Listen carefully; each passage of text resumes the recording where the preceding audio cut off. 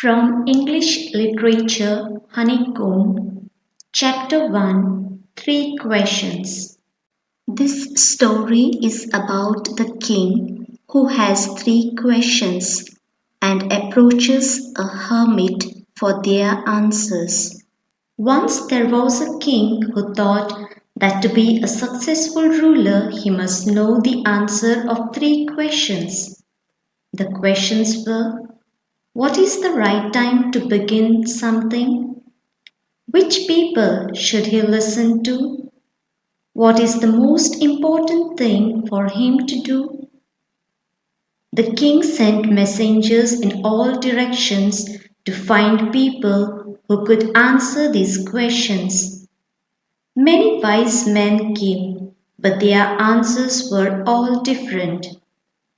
For the first question, some of them felt that the king should follow a timetable, while there were others who felt that it is not possible to decide the right time for doing something in advance.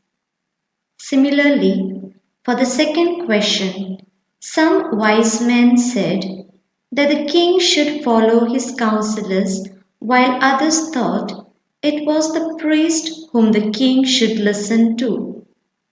Then there were those who felt that it was the doctor the king should obey, while there were many in favor of soldiers. For the third question, some wise men said, science should be of highest priority for the king, while others said religion. The king was not satisfied with these answers as they were so different from each other. He didn't give any reward to anyone and thought to seek consultation of a wise hermit who lived in the jungle. The hermit will see only ordinary people, so the king dressed up like a normal man, leaving behind his horse and bodyguards, and went to the hermit's hut. The hermit was an old man and was busy digging the ground in front of his house. The king told the hermit that he has come in search of answers for his three questions and repeated them. The hermit didn't respond and continued digging the ground. Some time passed, and the king, seeing the hermit to be tired, offered his help. The king continued digging the ground till evening. In the evening, the king again requested the hermit to answer his questions. But at that moment, someone came running towards the hermit's hut. A man came running towards them with a hand on his wounded stomach. The king cleaned the wound and dressed the wound, controlling the flow of blood. The man felt better and asked for some water. Hermit and the king took the man inside the house. The man was lying quite inside the house, and the tired king too fell asleep on the ground. In the morning, when the king opened his eyes, he saw the wounded man asking for forgiveness. The man told the king that he had come to take revenge from him because the king had killed his brother and had taken away all his property. He wanted to kill the king while returning from the hermit's place, but the king's bodyguards found him and wounded him.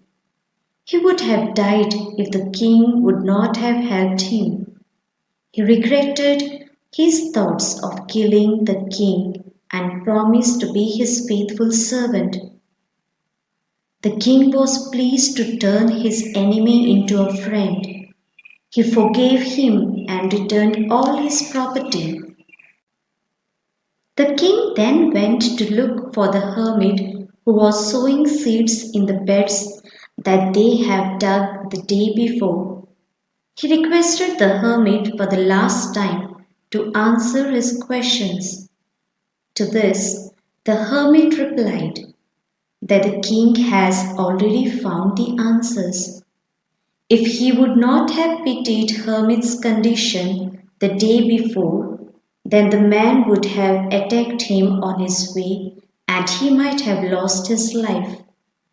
So the most important time was when he was digging the bed and the hermit was the most important man. When the wounded man arrived, the most important time was when he was caring for him, else he would have died of his wounds without the two of them reconciling for their acts. So at that moment, the wounded man was the most important man and nursing him was the most important business. The hermit said to the man that the most important time is now, because it is the only time when we have the power to act. The most important person at a particular moment is we ourselves, because future is unknown to all of us and there is always an uncertainty about meeting anyone else. The most important job is to do good to others because we have been sent to this world for this noble cause.